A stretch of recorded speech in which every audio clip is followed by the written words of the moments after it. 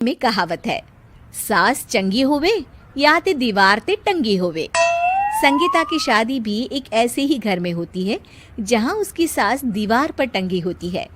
ससुर और पति शादी के पहले दिन उसे सास के फोटो के सामने ले जाते हैं, जहां ससुर जी कहते हैं, बेटा बेटा संगीता, ये तुम्हारी सास थी, बहुत नेक और भली, लेकिन थोड़ी गुस्सैल थी। गुस्सा आने पर सब तहस नहस कर देती थी, पर अब ये इस दुनिया में नहीं है। हाँ संगीता, माँ होती तो तुम इनकी कोई बात टाल नहीं सकती थी, वरना तो माँ घर में भूचाल ले आती। संगीता मन में खुश होती है कि अच्छा है कि ऐसी औरत अब इस घर में नहीं है, लेकिन दिखावे के लिए वो जैसे ही सास की फोटो के सामने हाथ जोड़कर खड़ी होती है, ये क्या? सास उसे देखकर मुस्कुराने लगी। संगीता आंखों को मलकर एक बार फिर से देखती है, लेकिन फिर सास के चेहरे का भाव, भंगिमा यानी एक्सप्रेशन बिल्कुल बदले होते हैं। वो अपने पति और ससुर को कहती है, माँ की तस्वीर तो स्माइल कर रही है। ना ना बेटी, ये कैसे संभव है? जरूर तुम्हें कोई गलती हुई होगी, ऐसा कैसे हो सकता है? लगता है तुम शादी की सारी फॉर्मेलिटी करते करते थक गई हो, तुम्हें आराम की जरूरत है संगीता। खैर, सारे संगीता की बात को इग्नोर कर कमरे में चले जाते हैं। वैसे सास की फोटो पर एक्सप्रेशन एक के बाद एक बदलते ही रहते हैं। सुबह होती है, पति और ससुर को काम पर भेजकर संगीता कमरे की सफाई करने में लग जाती है कि तभी उसे आवाज आती है, टेबल ठीक से साफ करो। ऐसे भी कोई टेबल साफ करता है? इससे अच्छा तो ये गंदा ही था।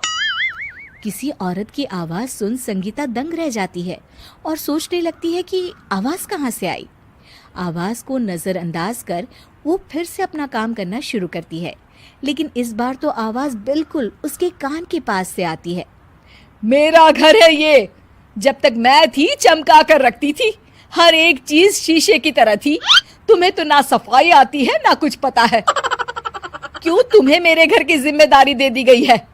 पता नहीं तुम में मेरे बेटे को क्या दिखाई दिया। मैं होती तो एक से बढ़कर एक लड़कियों की लाइन लगा देती। अब संगीता को समझने में देर नहीं लगी कि ये आवाज किसी और की नहीं बल्कि उसकी सास की है, जो दीवार पर टंगी है। वो उसके पास जाती है और कहती है, नमस्ते सासू माँ, मुझे तो कल ही लग रहा था कि दीवार में कुछ काला है।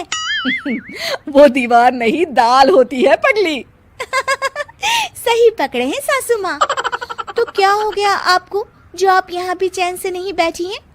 सुना मैंने आपका व्यवहार काफी गुस्से वाला था। चुप रह तू, ज्यादा बकर बकर ना कर।